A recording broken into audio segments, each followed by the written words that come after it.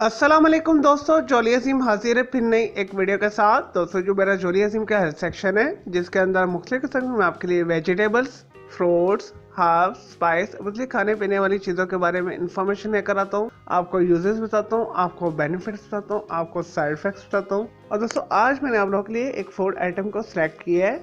एक तेल है, एक ऑयल के अंदर आता है। और दोस्तों आज मैं आप लोगों को पंपकिन सीड्स ऑयल के बारे में इंफॉर्मेशन दूंगा। और दोस्तों पंपकिन सीड्स ऑयल को उर्दू हिंदी के अंदर हलवा कद्दू के बीज के तेल भी बोला जाता है। और दोस्तों जब हलवा कद्दू के बीजों को कोल्ड प्रेस किया जाता है जो उससे तेल हासिल किया जाता है। और दोस्तों से बहुत सारी चाइनीज हर्बल देसी अद्वियात के अंदर इस्तेमाल किया जाता है। और दोस्तों हलवा कद्दू के बीज के तेल को घर के अंदर कुकिंग के लिए भी इस्तेमाल किया जाता है। इसके अलावा एज ए हेल्थ सप्लीमेंट्स के तौर पर भी यूज़ किया जाता है।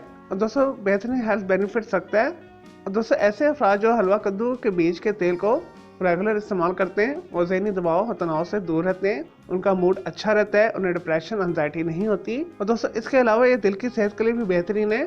कोलेस्ट्रॉल लेवल को कम करता है, दिल की तमाम बीमारियों का इलाज इसके अंदर है।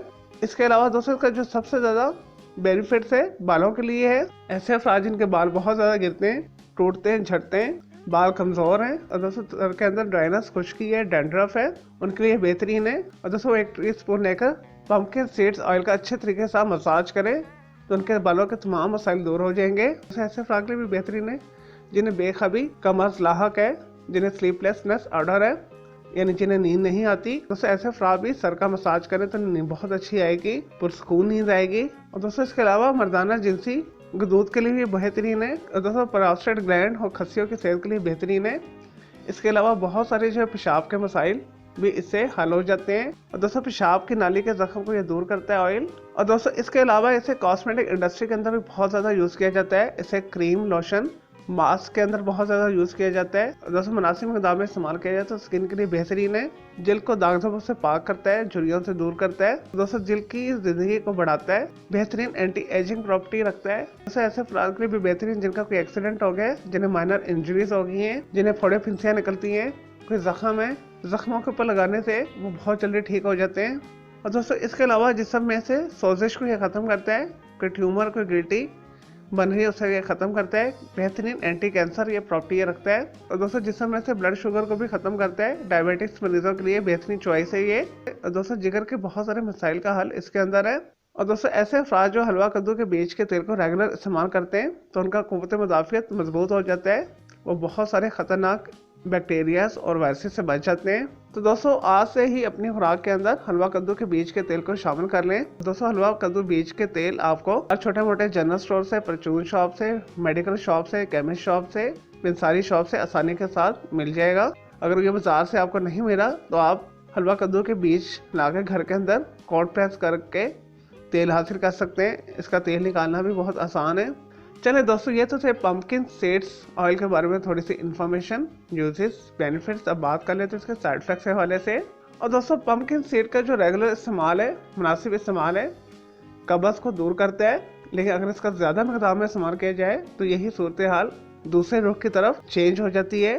तो इसका जो ज़्यादा इस्तेमाल है पेट ख़राब करता है, मतली हो सकती है, शदीद डायरिया हो सकता है। तो दोस्तों इसकी जो मुनासिब खुराक है 1/4 टीस्पून से ज़्यादा नहीं होनी चाहिए। और दोस्तों अगर आप अंदरूनी खुराक के तौर पर इसे ले रहे हैं तो 1/4 टीस्पून काफ़ी है।